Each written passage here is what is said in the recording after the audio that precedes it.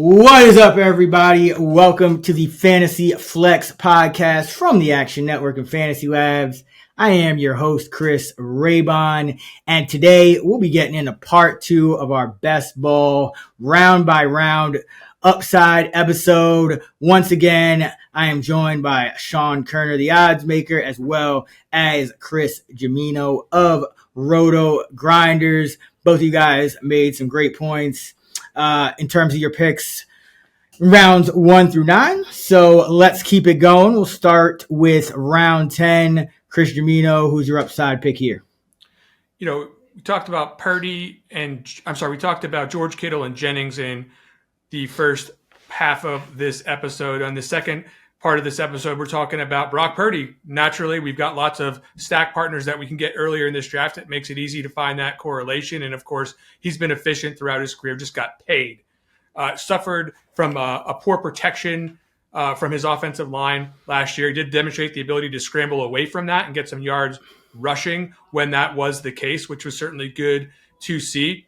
And obviously he's got weaponry to perform efficiently once again in 2025. He's got the return of Christian McCaffrey to aid him. He's got a safety net in Isaac Rendo in case something happens to McCaffrey. Again, I think there's just a lot to like about Brock Purdy at this price tag. And he, once again, just like Caleb Williams, who I mentioned in the last episode, gives you the opportunity to, maybe wait a little bit on the quarterback and still have some upside to look forward to. There's just not a lot of guys that you can get with elite passing upside and some rushing upside this deep in the draft. And he's one of a few guys that I think fit that bill. Oh, yeah, absolutely. I mean, I think at this point, he's making these guys around him better. I mean, this is a guy who averages 8.9 career yards per attempt. I know Shanahan offenses inflate that a little bit, but I think the contract kind of speaks for itself in terms of, what they think for a guy that was drafted at that point. I think he's there. He's legit. I think he gives them Super Bowl upside. I think he gives them, like, as you said, just massive passing upside each and every week. And, who knows what's going on with McCaffrey? I mean, this could be a pass heavy team with Purdy there and guys back and whatnot. Kerner, what do you like? Round 10 upside. Yeah, I'm going to go with Zach Charbonnet here. I'm about to do my running back upside piece I do every season. I like to put these guys in categories. And you're going to talk about a guy, Raybon, that he doesn't need an injury necessarily to be like an RB2 type back. So he's in his own special category. But Charbonnet is one of these backs where, he needs the starting running back, in this case, Kenneth Walker, to miss time to really offer value. But he has one of the highest ceilings when his starting running back is out. We saw that once again last year where Kenneth Walker missed 2 games at 2 different points in the season. The first time, Charbonnet put up RB7 numbers over those 2 spot starts. And then later in the season, he was the RB2 in those other 2 spot starts. So he's proven time and time again that he has top 5, top 10 upside if and when Walker misses time. Now, it's no guarantee that Walker is going to miss time. So it's up to you, if you think that this is worth a 10th round pick. But he has a ton of upside. If Walker were to miss, extensive time, he would be a league winner in this spot. So, as always, I think Charbonnet, has the most upside in this range. But I also like your guy Raybon because he has a different path to kind of hit that upside as well. Yeah, I'm going with Basil Tootin, the Jaguars 4th round pick out of Virginia Tech. 4.32 speed, fastest back at the combine. I only mention that because speed has shown to be more important for running back than other positions. But really, it's more about speed these days just tends to lead to playing time. Because when teams target these speed guys, it's because they just need that element on the field for their offense. And you're talking about a guy with elite speed and acceleration, but also I think good contact balance, good hands, receiving skill set, similar build to a guy like Bucky Irving. And why do we bring him up? Not because we expect anyone to put up an outlier season like that, but because Liam Cohen was the guy who gave Bucky Irving that role last year. And the thing about Cohen is it wasn't just about Mayfield and the passing game and the big improvement, and the points per game and all that stuff. It was the little things. Like, he made it a point to get buy-in from an O-line that for 2 years prior, worst run blocking offensive line in the league, 31st in yards before contact the year before Cohn got there. Both of the same tackles, one of the same guards, and a rookie center. They go from 31st to 6th in yards before contact. So he was doing some things, not just I think schematically in the pass game, but also just leading his guys and doing things in a run game. And then something else I found interesting about Cohn, which kind of points to Tootin being a guy that I think can give you upside right away from week one, is Liam Cohn is 1 year with the Bucs last year. Bucky Irving, week one, 11 touches. First 3 weeks, 10 touches per game. So he had a roll right off the bat. But it wasn't just him. Jalen McMillan, mid-round pick at wide receiver. Trey Palmer was a guy who was playing every snap the year before. He was just the flavor, the last flavor of the month. Cohn immediately just McMillan, 82% snap rate week one, 80% first month of the season, right off the bat. Cohn even found a way to give undrafted free agent wide receiver Cameron Johnson 11 week one snaps and 36 snaps in the month of September. I mean, every rookie skill guy, no matter the pedigree, had a role from week one on under this guy. I don't know why you would spend a pick, this high of a pick, after you traded half your draft capital for Travis Hunter. If you didn't intend to use this guy, and they've said as much, he needs him to hit home runs. They're going to try to scheme up big plays for him, scheme him in space. I think they're going to attempt to make him like their Bucky Irving. Now, Bucky Irving was just so damn good, but you do have some upside here with the Jaguars. I think their line could be better. I think they do have a quarterback. They do have a lot of they do have weapons, so that you're not just going to be able to key in on the run. Who is the next Bucky Irving? Probably nobody, but Tootin has the best shot. So I think you take him everywhere. There's not so many backfields that are just wide open still. I'm calling timeout just for a second here, because I have flip-flopped on this projection 10 times since I started doing the Jaguars backfield. And something smells absolutely foul with this whole team. They can't all be good, right? So somebody can't have opportunity here. You look at what they did in the draft. Not only did they draft Tootin, who I agree totally looks like phenomenal, like absolutely destroyed the combine, looks like he's got all the goods to deliver. But then they also drafted LaQuinn Allen, which confused, who's out? Somebody's going to be out here. Right? They've been trying to trade ETN for a while. They've been trying to trade ETN, and Bigsby is like a non-entity on passing downs. Mm-hmm. So depending on what happens, if they're able to find a taker for, I think they would. From what I'm hearing, they're out on, Cohn's out on both of those guys. So, but they've been making calls, and Nick Chubb just got signed. J.K. Dobbins is still unsigned. It's really hard to find a market for running backs. So, what's going to happen is either they're going to stay on the 53, and either ETN or Bigsby's probably going to be healthy and active, or maybe Allen starts as one, but at some point healthy and active, or just ends up getting cut, or they find a trade partner after there's injuries in camp. But I would be surprised if they go into the season with ETN, Bigsby, and Tootin, because I do agree. I think you can tell that they Cohen and they have their own opinion of the roster, and they're really kind of shaking up. I mean, the release of Gabe Davis, the trade of Christian Kirk, they had pieces they could have built around, and they said no. We're gonna build it in our image. Same thing with the backfield. Giving Diami Brown a 1 year, $10 million deal instead of just keeping the guys. They have a specific opinion. So I would always favor the guys, on this that have been selected by this new regime under any of the holdovers. It's just, there's been no takers. Yeah. I think you can understand though, if you just look at the roster as it sits right now, it doesn't, the math doesn't work out as far as all these guys that we think are going to be good. People are taking Travis Hunter in the 4th round too.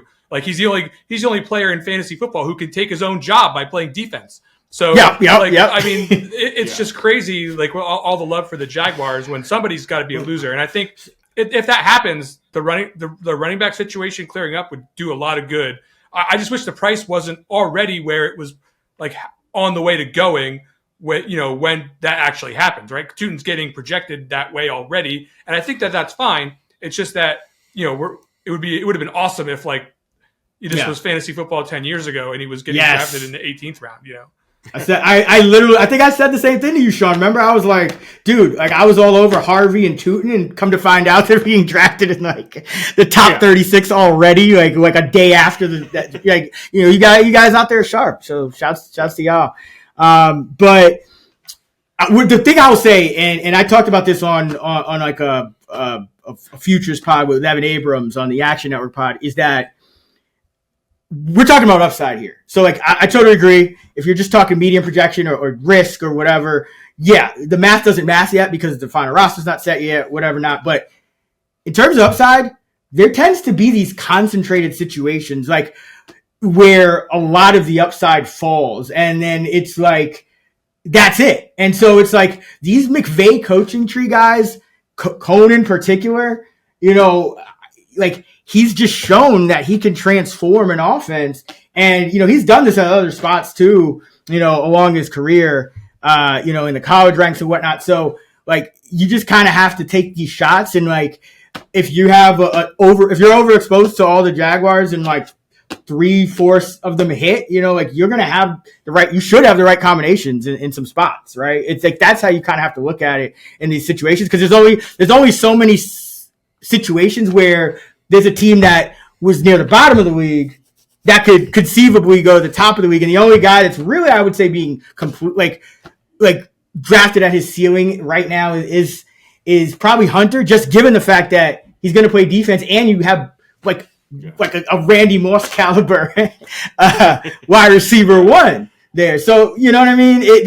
But like Hunter, he's special. So I just think Jacksonville, I'm not really going to question it because I just don't see many other situations to really get that kind of upside from like a bunch of different skill guys at different points in the draft. But yeah, we could have a whole Jaguars episode. I mean, I think we're going to talk more Jags, but let's go round 11. Looks like we got some more overlap here, but Jamino, start us off. Yeah, real quick. Drake May had 9 designed runs last year. He had like 50 carries, and like 9 of them were by design. Like the rest of them were scrambles. So that was surprising to me that they didn't use him last year in that way. And then I thought about, okay, who's the coordinator? We got McDaniels coming in this year, right? And it's like you look at the list of his quarterbacks, and it's like mostly a list of statues, like Jared Stidham and Tom Brady. But then what caught my eye was like, oh, that's right, 2020, Cam Newton. Also, Tim Tebow, way back in the day in Denver. Yeah. Maybe he does know what to do with a quarterback who can run a little bit. And that gave me some confidence because I do think if I'm liking Drake May at this price, I definitely want him to be running more than what he did last year, certainly by design, but also to get into the end zone a little bit more. I think that could happen on this team. I certainly think that he's got the skills to do some damage in fantasy football if given the opportunity. Now he's got Stephon Diggs coming in. He's got Kyle Williams, Travion Henderson. There's a lot more to work with on the Patriots than what he had to work with last year. And ultimately, I ask you, go find another quarterback that's deep in the draft that has the actual dual threat capability and the ability to actually operate as a passer in this league. You are not going to find very many comps here if you can find any at all. And therefore, much like the year that I remember people were taking Lamar Jackson in the double-digit rounds, and I was like, standing with my mouth agape. I'm like, people don't see the opportunity here or what? I do think that opportunity presents itself a little bit here with Drake May, albeit not nearly as flashing, warning lights as it was with Lamar Jackson. But I do think that he could definitely present the dual threat upside. Oh yeah, I was watching Drake May last year, and the thought crossed my mind like he might be special. Like he might be one of those guys that he ends up just elevating everybody around him. Maybe the breakout is as soon as this year. Maybe it takes the year, but I'm very high. I'm very high on Drake May, and I do think he has unrealized rushing upside. Kerner, round 11. What do you got? I'm going to go with Colson Loveland here. We've seen now back-to-back seasons where a rookie tight end has finished as the tight end one overall with Sam Laporta and Brock Bowers last season. And I think that Loveland fits that mold. He's an elite pass-catching tight end.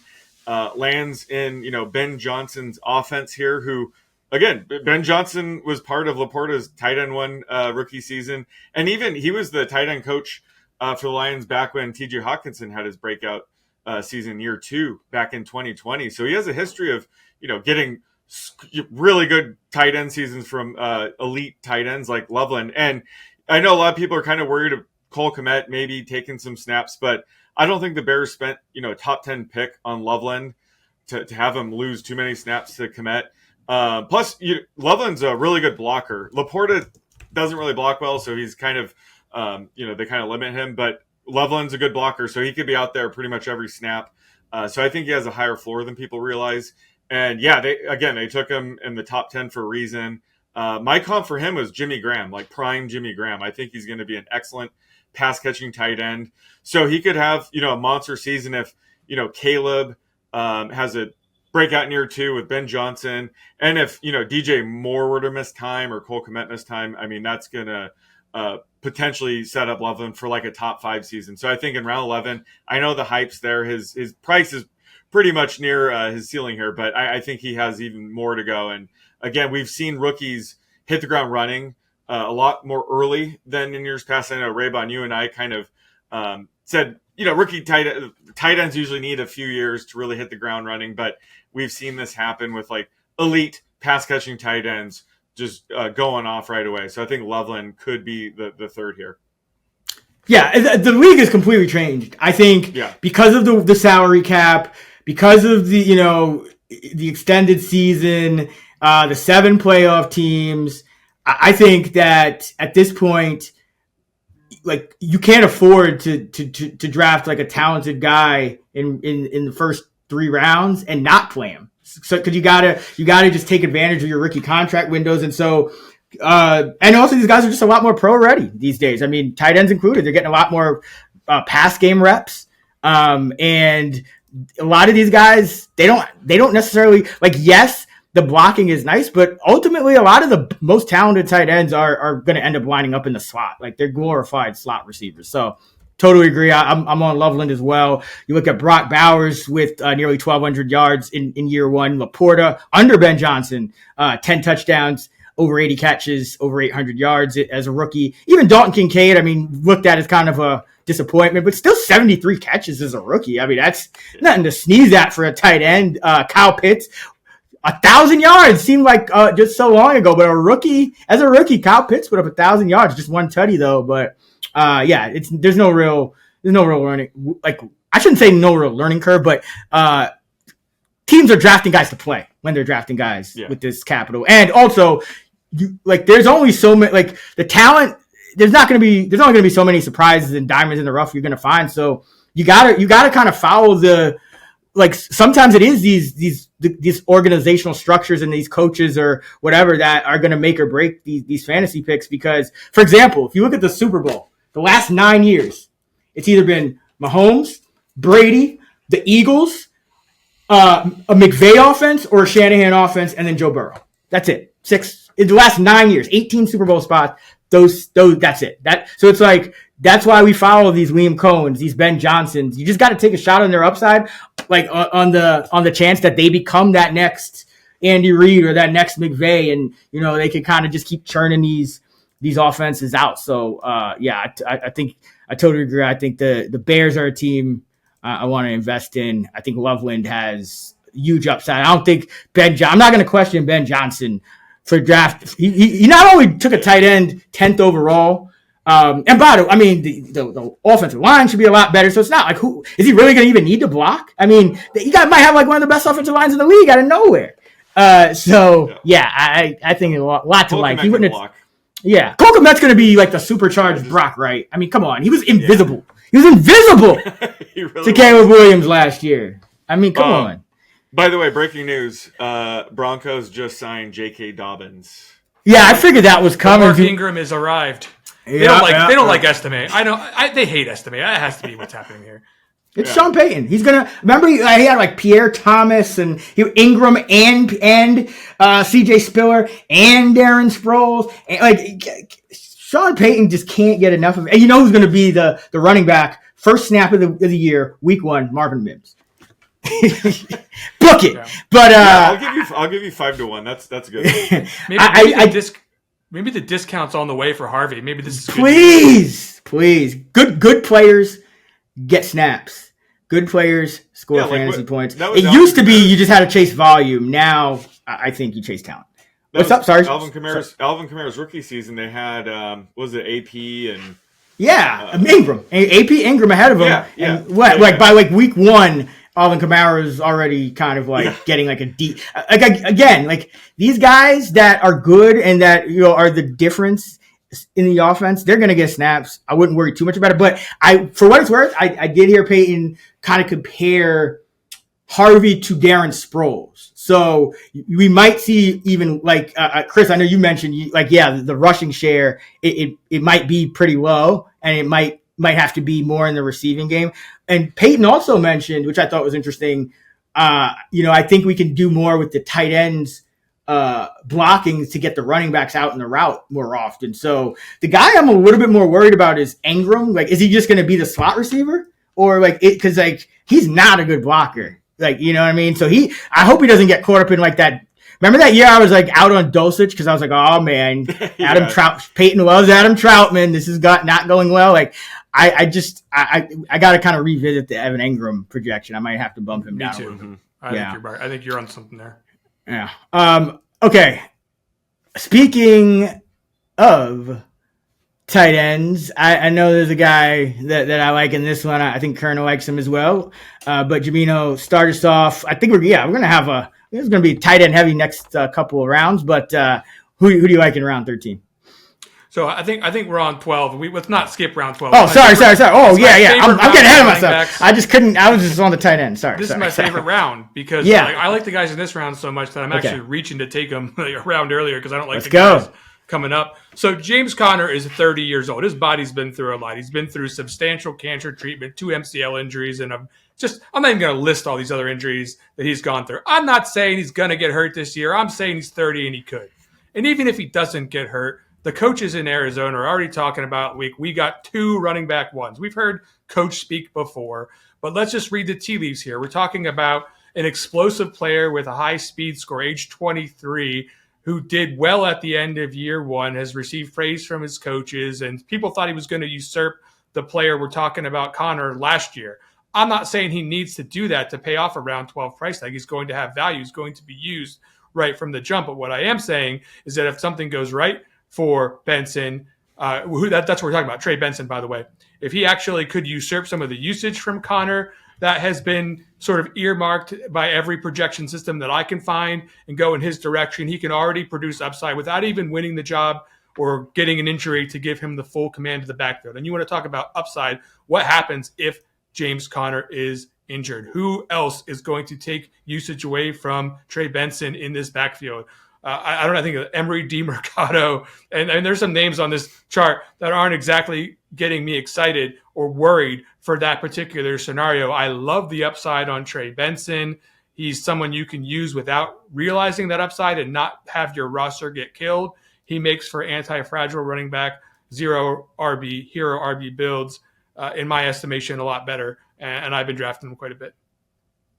Yeah, I think the only concern with Benson really is, now that he's had a year under his belt, do they trust him more in the pass game? I think that's really what was disappointing last year because he definitely started to cut into Connor's work at times, but it seemed like Connor would still just play like 70-80% of the pass snaps. So, but now he's got a year under his belt. I agree. I think DeMarcado, he's probably a cut candidate. I guess you got Michael Carter there as well. But Benson is clearly the guy I think they want to kind of follow in Connor's footsteps. And this guy, until last year, you could just book him missing 3 to 5 games. And so we'll see how that goes. But yeah, I think this Cardinals offense kind of flying a little under the radar just overall this year.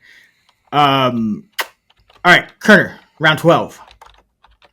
I like JJ McCarthy here because, last year, once McCarthy went down, that's when I was saying, Sam Darnold's a potential league winner because then we could now project him to basically start every game this season once he's healthy. But this scheme, under Kevin O'Connell, solid, but they just have so many elite pass catchers, obviously with Justin Jefferson, Jordan Addison, TJ Hawkinson. Great team to have stacked. Jay Naylor. Yeah, the touchdown guy. Just kidding. Just a great Josh Oliver, according to the contract numbers. Jesus. Yeah, and Josh Oliver too. I forgot about him. But great team to stack. But McCarthy, he has sneaky rushing upside too. So I think he has legit QB1 upside if he clicks in year 2 here. And while he missed the entire season, he was still able to, be in the film room, be at practice, be around everything. So he's probably going to have a shorter learning curve than most guys in what it's going to be his rookie season. And I mean, if you guys remember, Jamino, I know you're a preseason to Jen with me. He saw limited action. He played 1 game, but he looked great. The hype was, happening after that game, but he looked really good. Obviously, we can't overreact to 1 preseason game, but either way, he looks solid. This is a great system. I think he's going to hit the ground running. So I think he has legit QB1 upside. So the fact you can get him in round 12, at this point, you'll know if you have Viking stack. So, if you have a Viking stack, you might have to take him a little bit earlier so nobody snipes him from you. But really good team to stack. And then by now, you'll know when to have your JJ McCarthy shares. But I think he has a ton of upside. We saw it last year with Sam Darnold. So, I love McCarthy's upside right here in round 12. Yeah, and I'm going to kind of go a similar route because y'all know that I'm going to have some Jaguar stacks by now. So I got to go with my guy, Trevor Lawrence. But instead of because I feel like we've kind of been glazing Liam Cohen a little bit here. So let me actually get into some details of how I think he can improve this Jaguar offense and help Lawrence in particular, similarly to the way that he helped Baker Mayfield. So one of the clear tells for me that Lawrence has been in bad offenses with bad coaching, some bad supporting cast around him as well, is on throws in under 2.5 seconds, Lawrence ranked bottom 5 out of 44 qualifiers in yards per attempt, just 5.1 yards per attempt. Now, these are the scheme throws where he has a defined read in the, in just the flow of the offense. These are the play is called. This is where you go if this coverage and that. That's he's not making any decision. He's literally just getting the ball out and he's getting nothing to show for it. Absolutely zero. Well, in Liam Cohen's offense with Baker Mayfield, 6.8 yards an attempt, number 2 in yardage, number 1 in touchdowns on throws in 2.5 seconds or less. That tells you that Baker Mayfield didn't even have to do stuff on. I mean, he threw 41 touchdowns? 28 of them came in throws 2.5 seconds or less. So that is the upside of a Liam Cohen offense. It's the route combinations. It's the play design. It's the play calls. Another thing, Trevor Lawrence, 30th in yards after catch on his completions last year, 4.8. Mayfield went from 5.3, which was already higher, to 6.0 in his first year under Cohen, which was near the top of the league. So again, just a lot of help with the route combinations, the scheming, and things of that nature that are a little bit out of the quarterback's control, but he can still benefit from statistically. And the other thing, Lawrence, always around league average or better in yards per attempt after that disastrous rookie year with Urban and in a lot of other metrics. So why is he so meh? One of the reasons, he doesn't really throw touchdowns. He's been terrible converting in the red zone. Just 20% of his red zone pass attempts have gone for touchdowns. League average is usually around 25%. Baker Mayfield last year, and this was coming off a good year with Canales, where he took a step forward already. But last year he goes from 23%, which is a hair under league average, to 37% in the Liam Cohen offense. Red zone, if you remember, Arthur Smith used to be really good with that, with Tannehill in Tennessee at red zone scheming. So these are a few of the ways which I think the Liam Cohen addition can help Trevor Lawrence and this entire Jags offense, and why I'm so bullish on them. So Lawrence for me in round 12. Round 13, Jamino. All right. If you look at the median projection for Josh Palmer, you're not that excited because historically he's been sort of a bland player, right? He's had some opportunity, hasn't been like a ton, but it's you just don't look at Josh Palmer as an upside player But in the best ball game, when you're talking about this deep in the draft, you're basically out of good options for players who can be consistent starters in the league, right? Especially on a team like the Buffalo Bills, where there is inarguably a fantastic quarterback in play who likes to throw touchdown passes. It's his job, you might say. But, of course, Josh Palmer is looked at as like sort of an ambiguous player because you've got Keon Coleman, who they drafted last year. I think it would be a mistake to say that he's clearly in line for the second biggest workload. It is definitely possible that Keon Coleman could ascend to that location, but I have yet to hear any coach on the Bills say something that is unqualifyingly positive about that player. Now, they're probably just like hard coaching him, right? Because they want him to evolve into something that he hasn't been in his rookie season. But I'm just saying everything that they're saying right now about Josh Palmer, for certainly just by signing him, they're saying something. And then they go on to say that he can line up all over the field, that he can be versatile. I think they're envisioning him as their primary outside target. I'm not saying that means that's going to lead to like primary outside target production in fantasy football, but you don't need that from a round 13 pick. What you need is the opportunity to have 20% target share weeks, and it doesn't take that much to envision that happening on occasion for Josh Palmer. And if somebody gets hurt and the opportunity starts to swell in his direction, I think it could be a move that is very cheap with very little downside that pays off in a big way on one of the league's best offenses. Yeah, the Bills are just everybody eats, and they're doing it right, man. They realize they got Josh Allen, a special quarterback. They're just letting this Brady guy cook. They're like, hey, you want to get rid of Diggs and just get Amari Cooper and throw to him 18 times one game and none for the rest of the season, and like it's working. So like Palmer's gonna get his opportunity, and I mean I think it's wide open there because. Like, and Sean, I mean, you could talk about Coleman if you want, but I haven't really seen anything from Coleman like that. Like, I kind of agree. Like, I haven't seen enough from Coleman to suggest that he's going to, like, improve, I guess you could say, in year two. Like, a lot, like, he's kind of went downhill, in my opinion, as the year progressed. So, I think this Bills receiver was wide open. And like this is a team, I mean, sometimes they would come out and they would go like 40, 45 pass attempts. Other times they would run the ball the whole game. So a lot of variance here. So I don't mind investing in these Bills receivers at all because he's spending this high pick on Josh Allen. Now he's going to be a running quarterback, but his receivers are just so cheap. I mean, Palmer, Coleman, I think even Shakir is undervalued, honestly, compared to his upside in terms of his volume.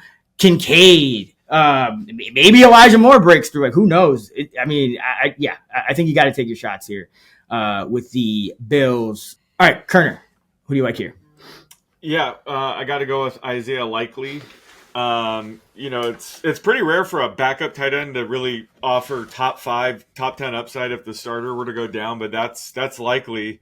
And even Andrews was healthy all last season, but Likely was much more involved last year, and he actually finished 16th at tight end in best ball points added per game.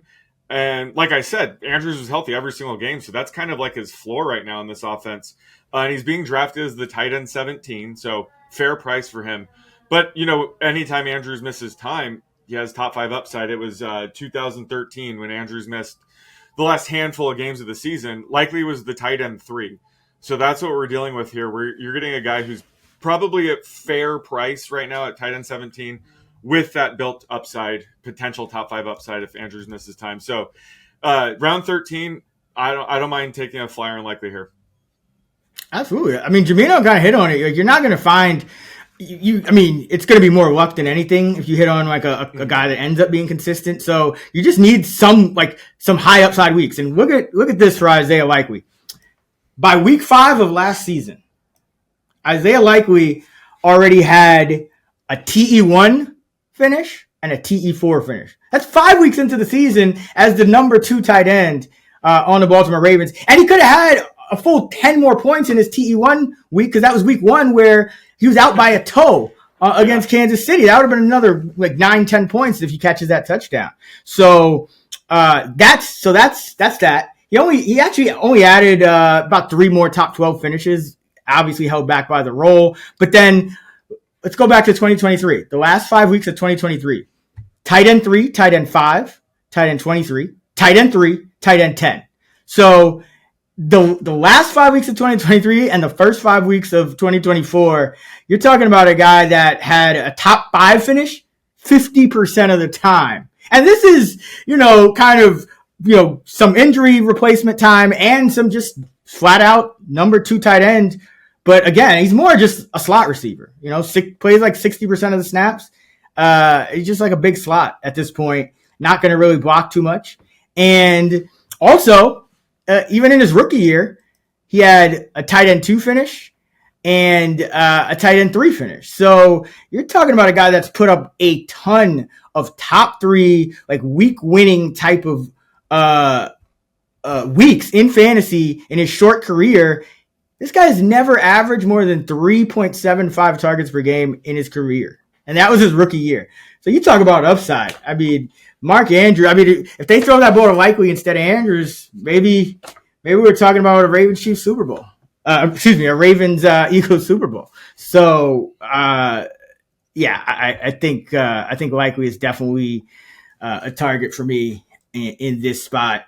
Tight end's one of those positions where it could get ugly, and a lot of the guys that are drafted highly could end up disappointing or just not being really difference makers. So to be able to even get a guy with 2, 3, 4 top 3, top 5 weeks throughout the season could be very, very valuable.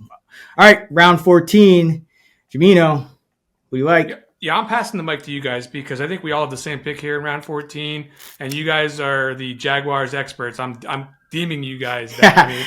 Sean, the player's Brenton Strange. He's getting drafted way too late for the opportunity, but I'll let you guys talk about the situation.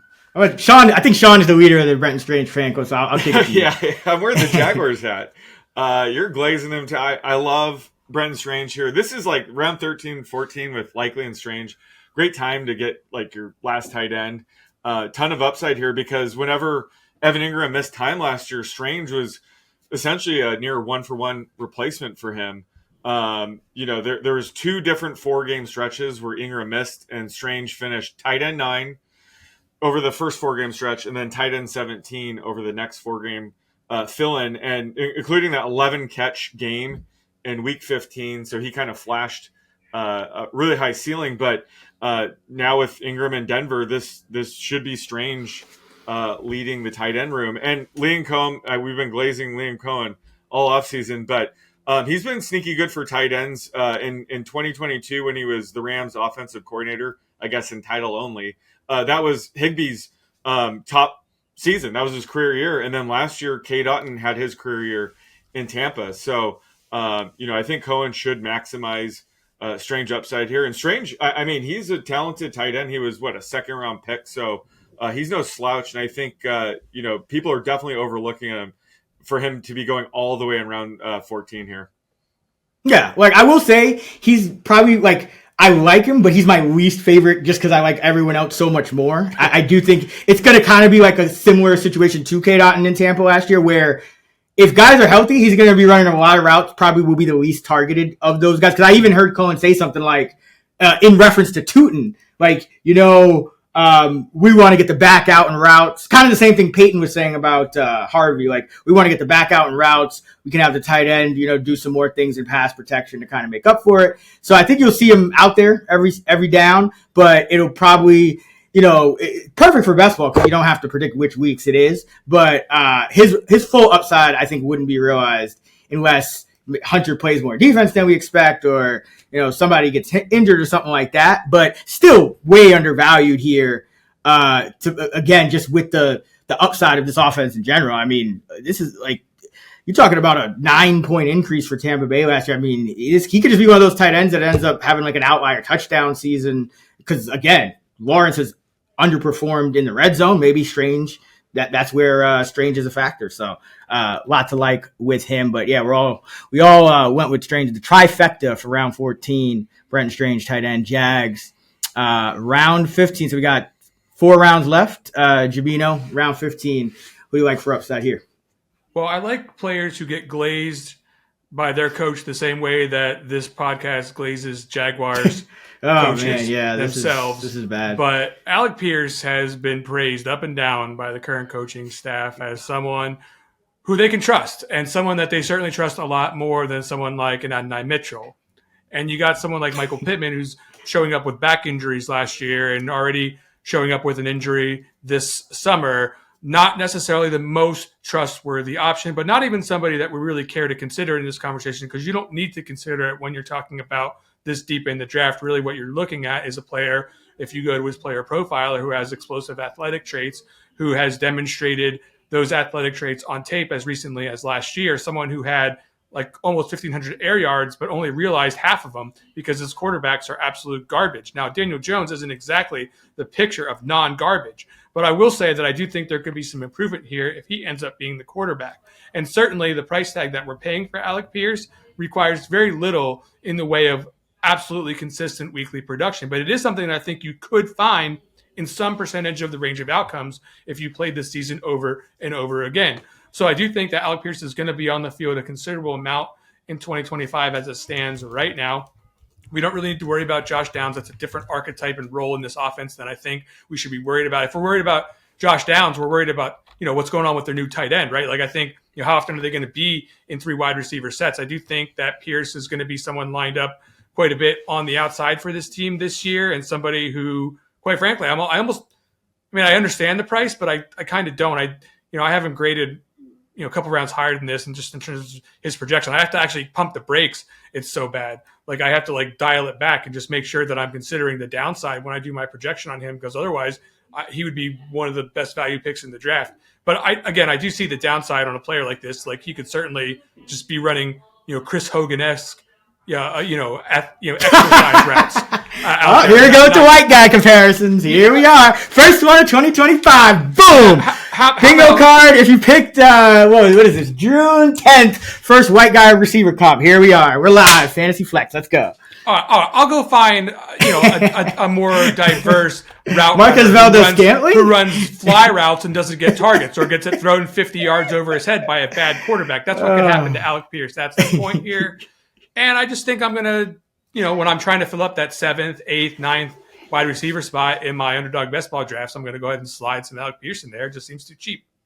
Oh, yeah. I made a lot of money on Alec Pierce in DFS. I just think they're, especially in best ball, the people that are playing best ball, especially the people that are playing early and kind of defining ADP, are also probably going to be big dynasty heads, and they tend to favor certain guys. And so Adonai Mitchell, I think, was a pretty popular kind of upside pick. And I think there's just kind of this bias there where everyone's just expecting him to take over for Pierce because, Pittman, when he's healthy, he's playing every snap and is supposed to be their wide receiver one. And then Downs kind of broke out and he can be like a target hog at times. So Pierce seems to be the odd man out. But I agree.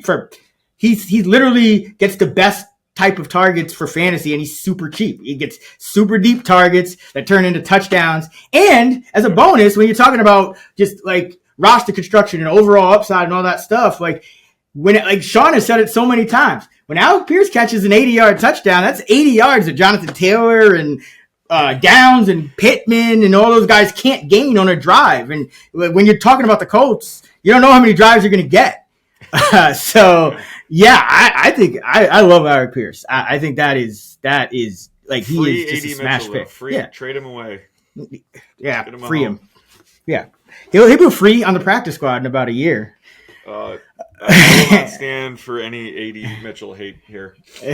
No, I would say this though, like people, if you go back and watch the film, like it wasn't all on AR with Mitchell. Like Mitchell will alligator hands, I'm just going to run out of bounds instead of running the route straight down the field. Like Mitchell contributed a lot to his own struggles, I will say. So that's why I'm a little concerned and why I'm bullish on Pierce. Kerner, what do you want? Round 15. I'm going to go Jalen right here. Very disappointing rookie season last year. I was pretty high on him because, he was their 4th round pick, very fast, great fit for the Dolphins offense. And with, Achane and Mostert there, they had battled injuries the year before. I thought he was going to have a shot. didn't really have a shot and just he didn't play well. The coaching staff, he was kind of in the doghouse. So I think he could bounce back this year, kind of like how Tank Bigsby did last year, where disappointing rookie season, and then, he was better in year 2. But, Mostert's gone, so Wright should be Achane's backup. But we've seen this offense produce, 2 viable fancy backs at the same time. And Achane was healthy every game last year. That's probably unlikely. Again, we expect most running backs to miss 2 to 3 games this season. So I think Wright will have a shot to prove himself this year. So I'm not ready to write him off yet. And, his value is obviously in the tank here going in round 15. But I think he does offer enough upside, I think, to take in this round. There are some good backup running backs in this round, like Rico Dowdle, Will Shipley, J.K. Dobbins. So I think this is definitely a round I'm going to be taking, a running back. But I think, someone like Jalen Wright, I was high on last year. I'm giving a second chance this year. I think he'll bounce back this year with a better sophomore season for the Dolphins. Yeah, I mean, very, very disappointing rookie year, but don't mind betting on speed. And I mean, the Dolphins, I don't know what's going on with them.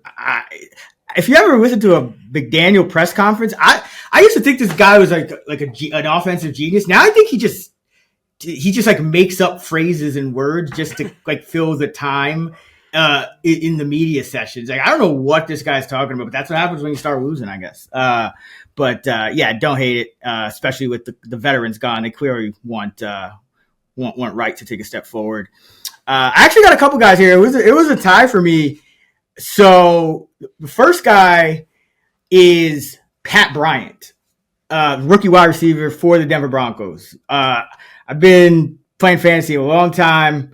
One thing, just kind of like I was talking about with Cohen, how he had a role for all the skill guys immediately. Sean Payton, doesn't really necessarily matter where the guy goes in the draft. Sean Payton generally has an idea of what he wants the guy to do. And that's, the fact that you drafted Franklin and Vele last year, and Vele ended up being your starting slot for most of the year.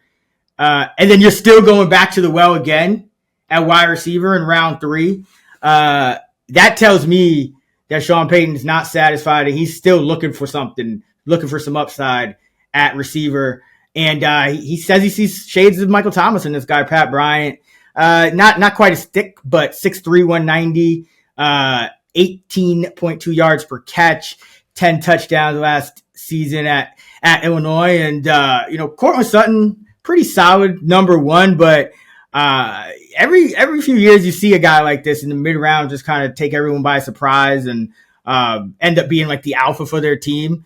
And I think this Broncos offense is kind of wide open enough that I could see that. I think Peyton clearly is going to give him a shot too. And I don't think he's sold on any of those guys where he wouldn't have made the pick, especially with Mims kind of breaking out down the stretch as well. So like Pat Bryant, he's kind of flying under the radar, but I think he's worth a dart at this point of the draft. And the other guy I mentioned is Will Shipley.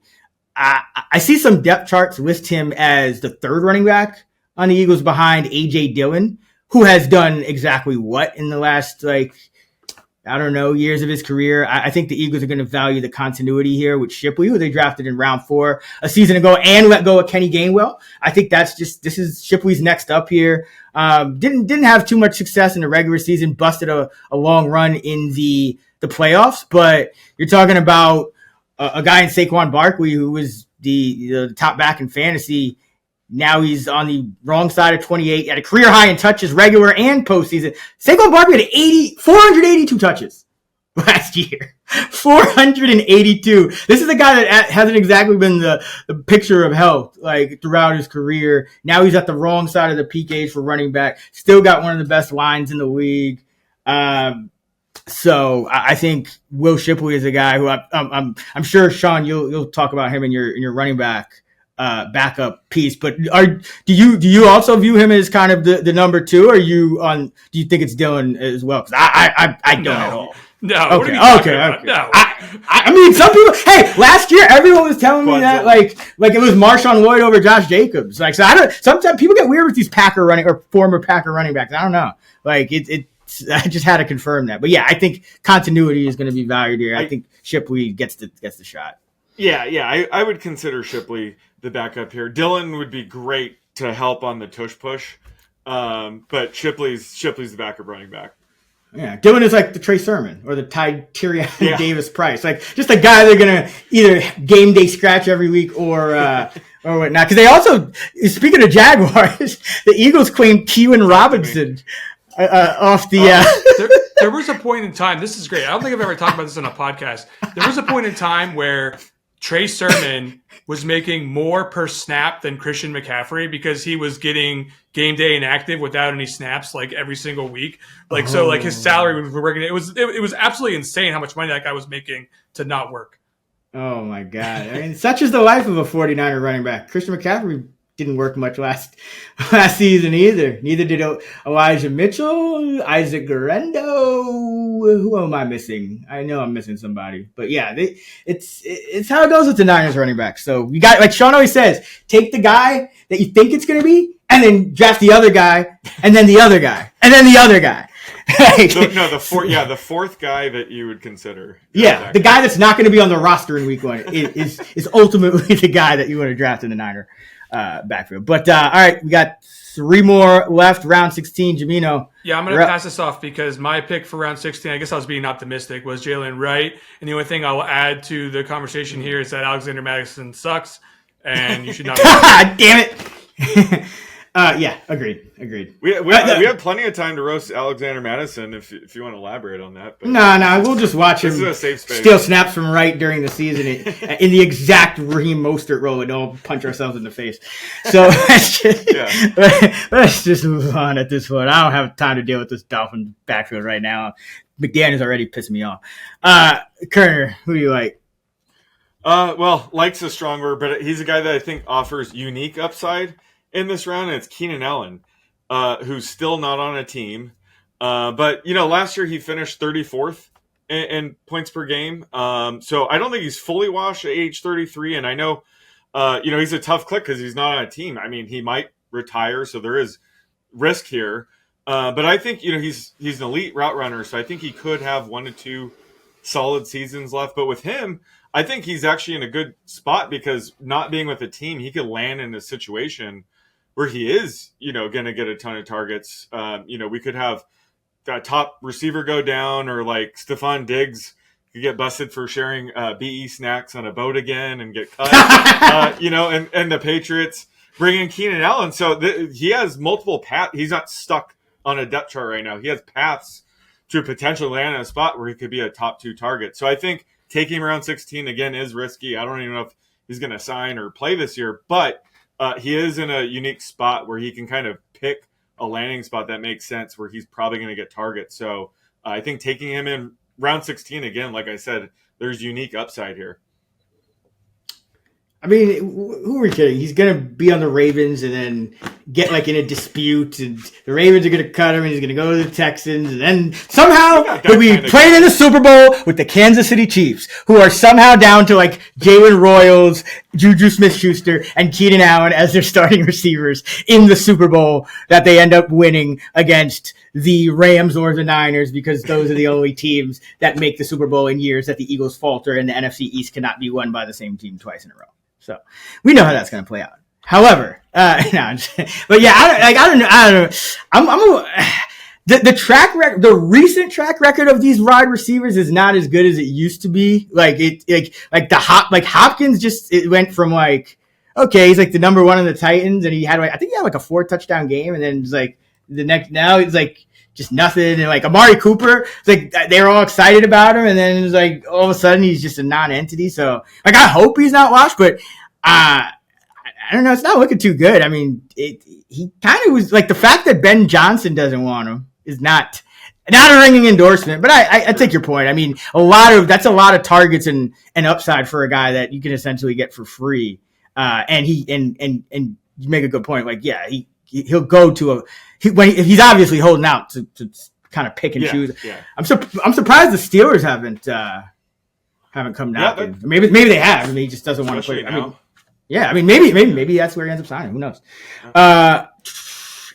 For me, it's so 2 guys again. this is health permitting. I don't know what's going on exactly with him because it's just pretty recent. But Anthony Richardson with the shoulder, obviously not ideal. But you're talking about a guy. So over the past 2 seasons, 33 quarterbacks have played and started more games than Anthony Richardson. He's only started 15 in his 2 years as a pro. Only 9 quarterbacks in the entire league have more top 4 finishes than Anthony Richardson. This dude started 15 games. Now, if you look at rate of finishing in the top 4, he does it just over 25% of the time. Only 6 quarterbacks over the past 2 years have a higher rate. So, like, this is free upside. And I think as a Giant fan who watched Daniel Jones get cut so the team could start Tommy DeVito, I would say there's no better cosign for your QB1 than to sign Daniel Jones to compete with him. Like, I am not a Daniel Jones believer at all. I think they just didn't want to kind of sit there and sit on their hands, and so they have to look like they're doing something. So they signed Daniel Jones. Dude sucks. Anthony Richardson may well suck as well, but he can put up fantasy points. Now the issue with him is, so like last year he actually played 100% of the snaps in 9 of his 11 starts. In the 10th start, he played 98% of the snaps and took himself out for one. So he only missed like one. There's only one start where he was like in and out with injury or whatever it was. So obviously this injury is concerning, but hey, I mean, he's free. So unless it's like, okay, he's going to be out for the year. Like if he's going to be back by week 1, I don't care about the injury. I don't care about Daniel Jones. I want him with Pittman and Downs and Pierce and Mitchell and Warren and Taylor and a decent O-line. Like, just give me the upside. Like I don't really care about how ugly it looks or how many times he looks like Christian Hackenberg per dropback. Just get me those fantasy points. But another guy, got to mention Dyami Brown. I think I actually like him more than Brenton Strange just because I think he's going to have kind of like a Jalen McMillan last year where he's going to, you kind of look at him in the depth chart and he gets lost. I mean, is it going to, like, how many snaps is Hunter going to play? And then what role is Parker Washington going to have? But remember, he's a holdover. So I think Brown is going to give you these like explosive plays that Gabe Davis was supposed to give them, but he just got slower. I don't know what happened with him. Like he just got like a lot slower. Dyami Brown still pretty fast. So could be a surprise, like 6 to 8 touchdown guy. Another one of those guys that like few goose eggs, but could have some of those top 10-ish weeks as well. So like him in this range. I like him too. Real quick, I just want to slide a thought in here. Yeah. It's week 9. The Jaguars are competitive. 2 starting cornerbacks go down for the team. What do they do with Travis Hunter? Still playing offense every snap? Is he going on defense at that point? And then think about what that means for Dyami Brown. Yeah.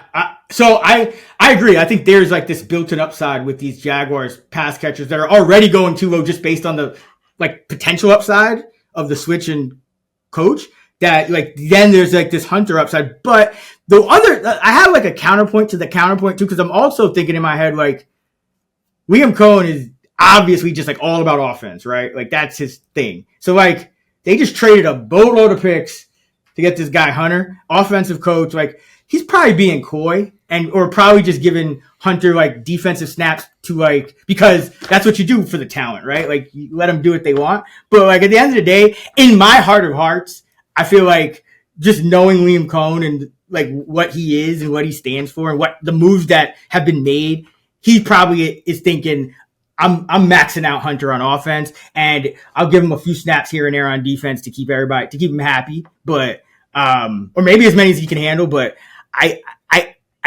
find it hard to see like an offensive minded head coach taking a guy that you traded all these picks for and like taking him off offense.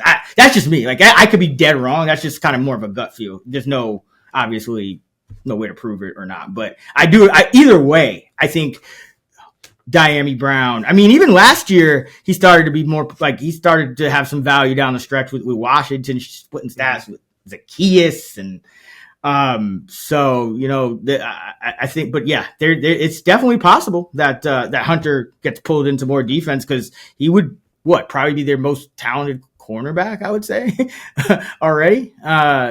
So yeah, a lot of upside here in a lot of different ways. Okay, that was 16. So we got 2 left. Jamino, round 17. Now it starts to get really weird. Where you going?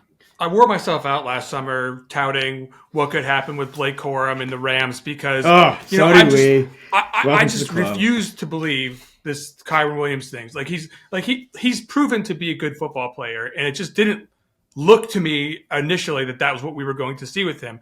I thought, okay, well, they drafted this player who was quite good in college, who's got a more robust physical frame, who could handle plenty of versatility. He's agile. He could certainly do things in the passing game as well. Of course, they're going to give some of this share to Blake Corum, and they did none of it.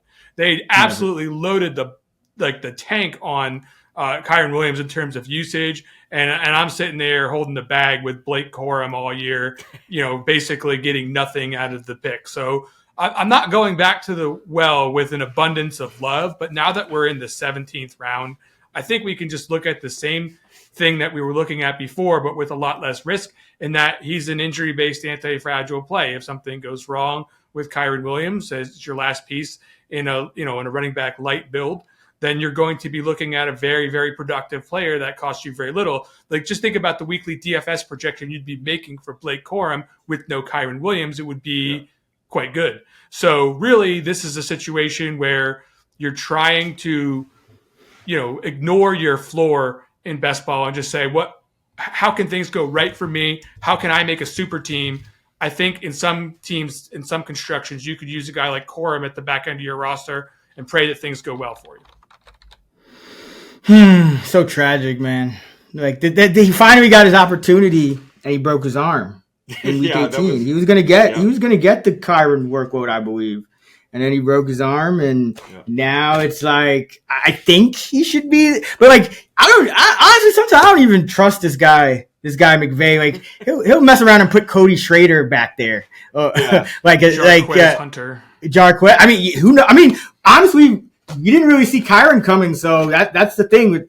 You got to kind of watch out for this. But me screaming at McVay, he was playing Cam Akers and even Malcolm Brown, 200. Oh, Fat Malcolm. Yeah, Kyren Williams. Yeah, so Fat Malcolm. Hunter is good.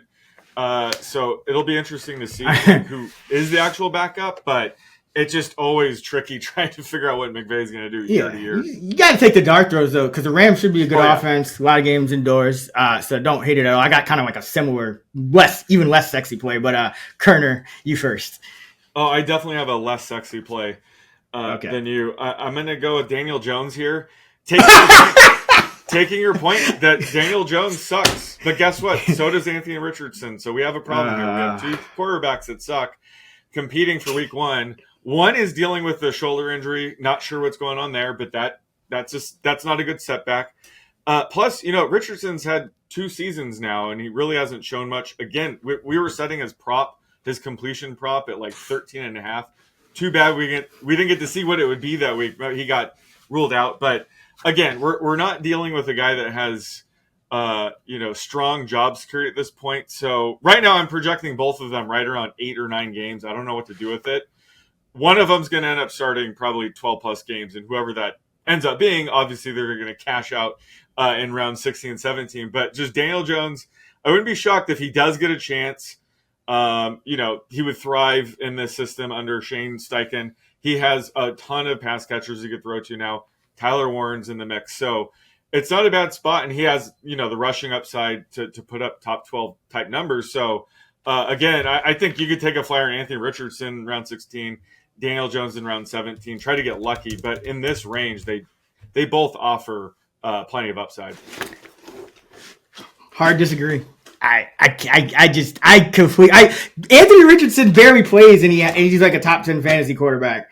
Daniel Jones, like Kevin O'Connell, because I see all right, kind of like a Sam Darnold situation, but not the same supporting cast. But it's like, bro, Daniel Jones got benched for Tommy DeVito. Then the next year he got cut so they could start Tommy DeVito, Tim Boyle, and Drew Lock. He goes to Minnesota, who. If anyone could take reclamation project quarterbacks and turn them into the next thing, it's Kevin O'Connell. This dude didn't play a fucking snap.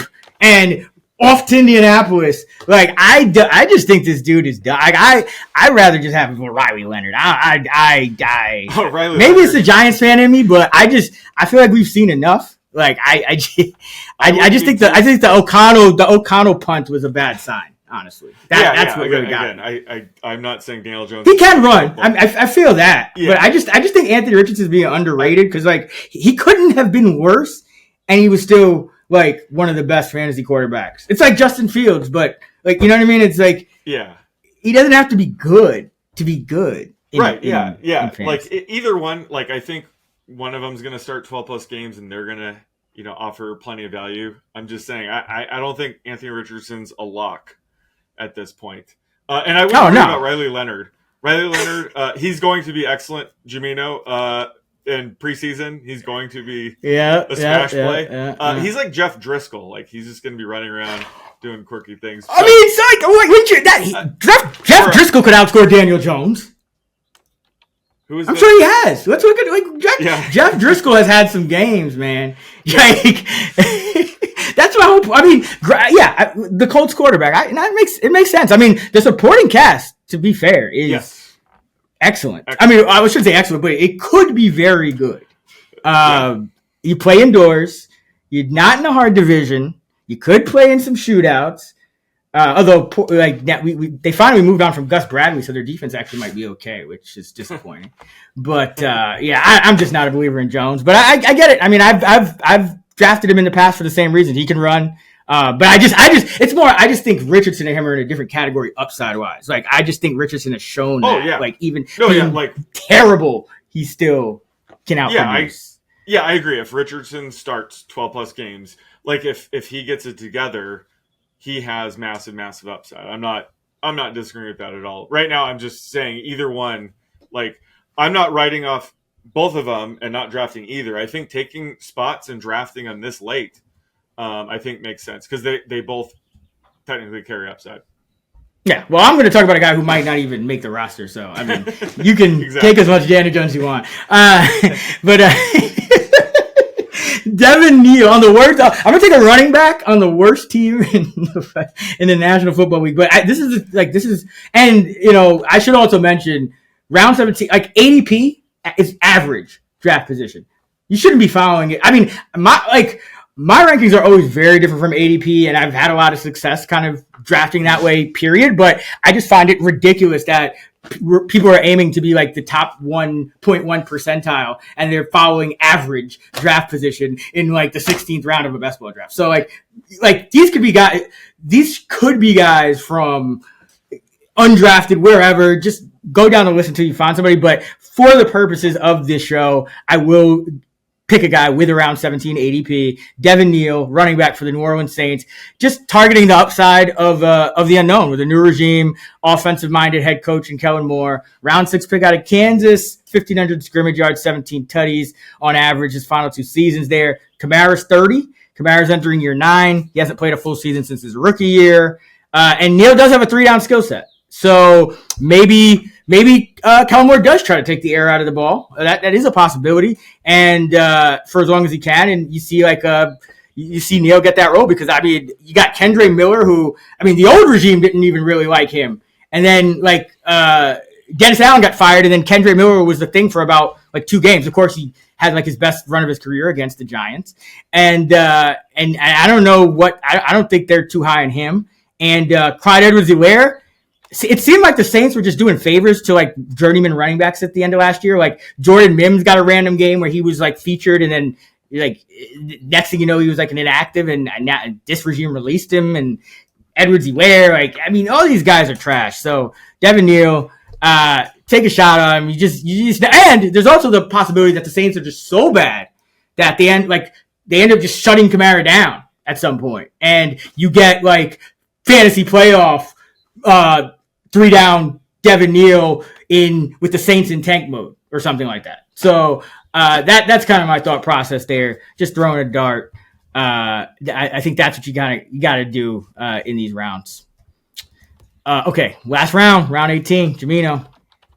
If you're interested in knowing what teams think, don't look at what they say. Look at what they do, and what they Dallas Cowboys have done at the running back position is basically nothing. They have a $3 million deal on Javonte Williams. They have an even lower deal on Miles Sanders, and they drafted a 5th round rookie who has got like a 28th percentile BMI and like a 17th percentile burst.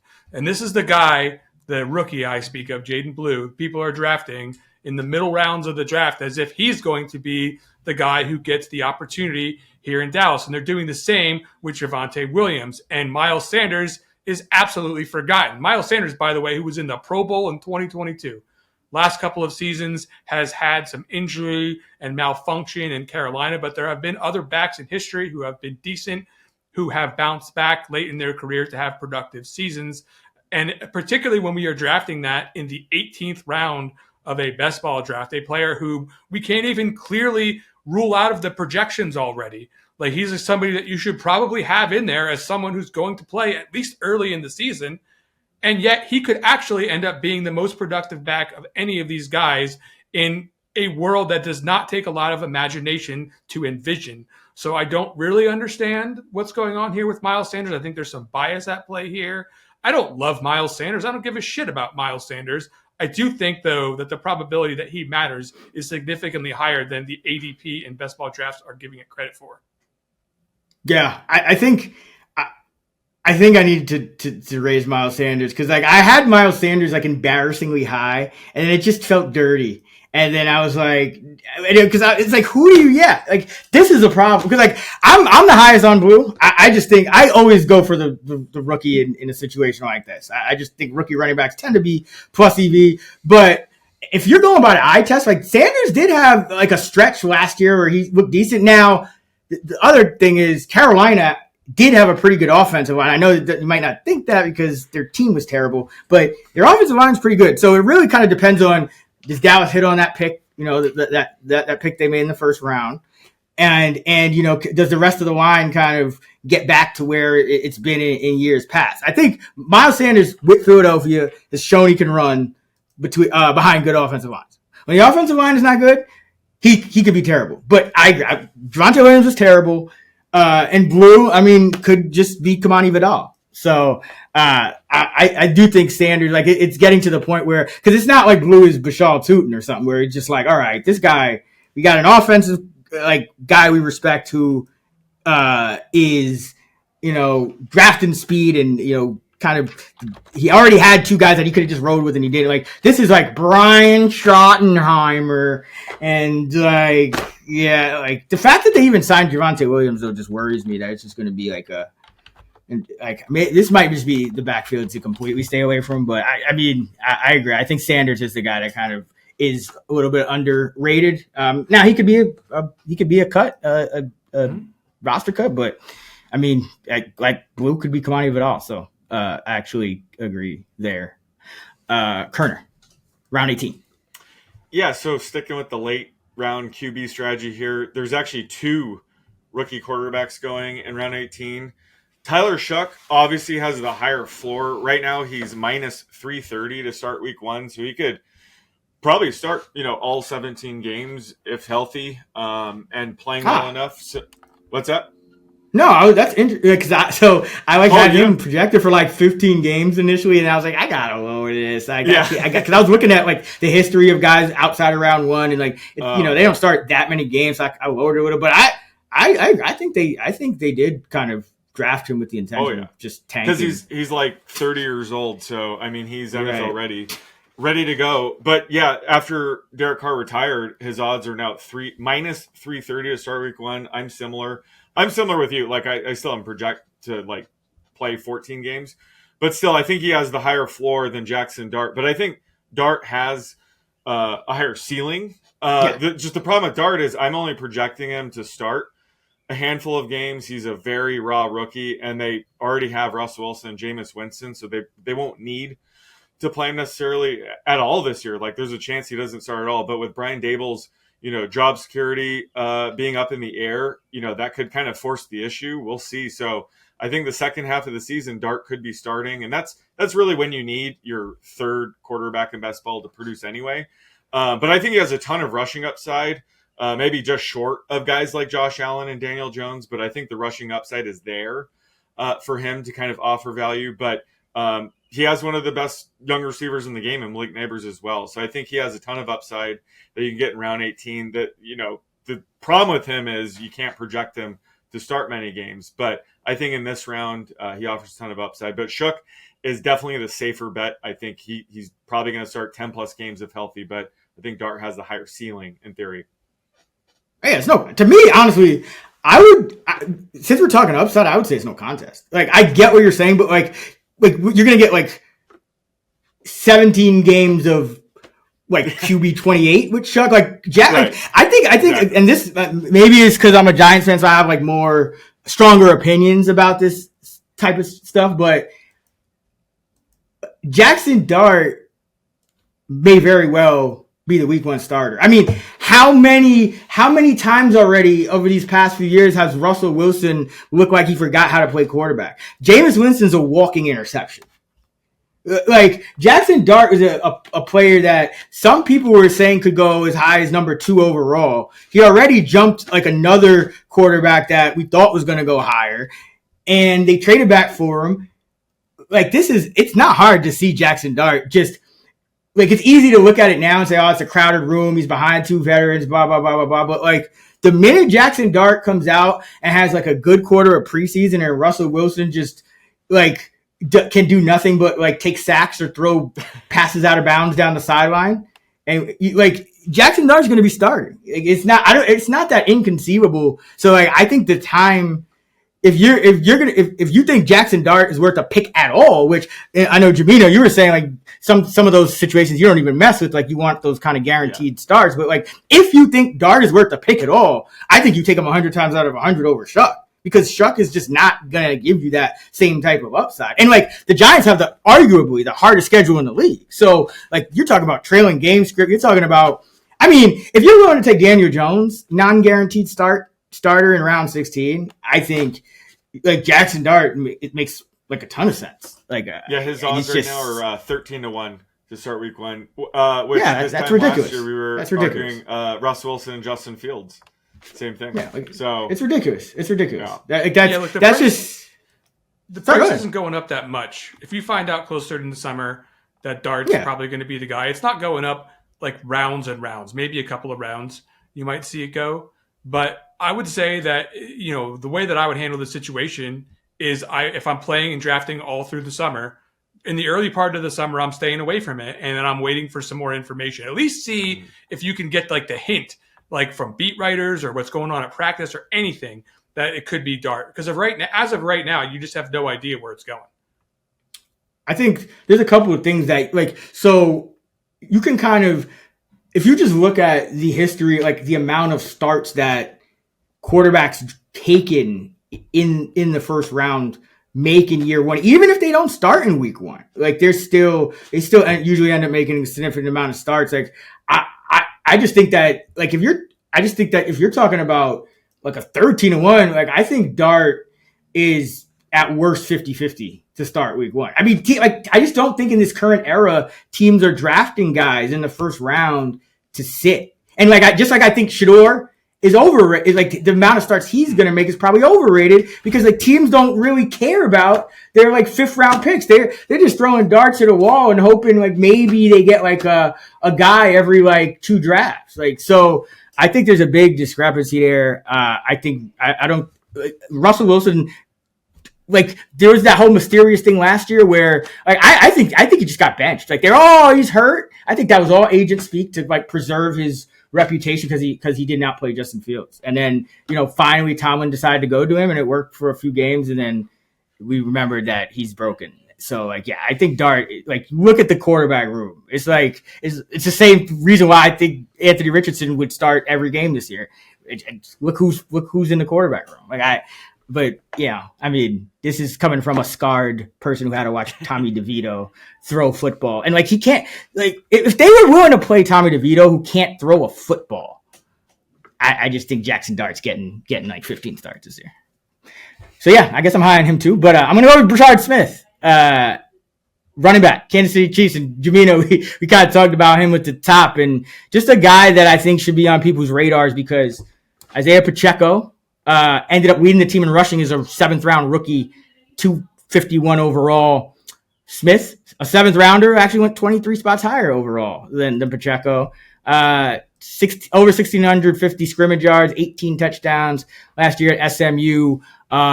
4.39 43rd fastest home run hitting kind of guy.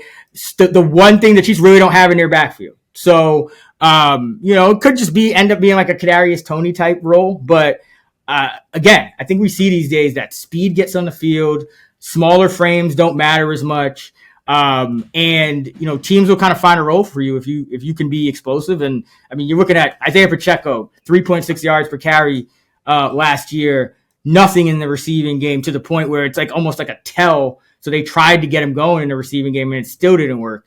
Even with the defense is not expecting it, not good inside the 5-yard line. I just think his time has passed. I think it's kind of like Clyde Edwards-Helaire. Like life comes at you fast. It's like 1 minute you're getting drafted high and you're getting top 24 in fantasy. You're on the best offense in the league. And the next thing you're out of a job or you're game day inactive. I think Pacheco's kind of heading in that direction.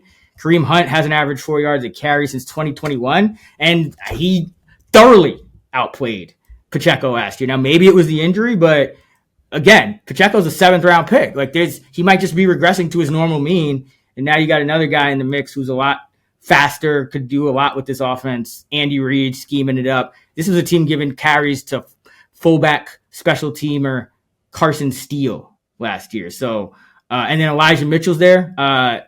Beat writers don't think he's going to make the team. So, Brashard Smith is a guy, just like Pacheco kind of started out as like, who the hell is this? And then as the summer progressed, it was like, this guy actually might have a chance. And then it was like, oh, actually, I would bet that this guy is like the leading rusher. And then started off, I think got a few carries in week 1, but end of the year, we the team in rushing. So I think Smith, not quite the same kind of player. I think he'd do more he'd be more involved in the pass game, but Bucky Irving taught us not to sleep on these kind of guys. They don't look like much day 3 speed kind of guys sometimes, but in the right spots they could hit. So I think it's got to be Smith for me. But like I said, round 18, like you don't have keep scrolling down the list because there's a lot of other guys I could have also talked that don't have round 18 ADPs. I think that goes for all of us. So average draft, the last thing you want to do in best ball is be average.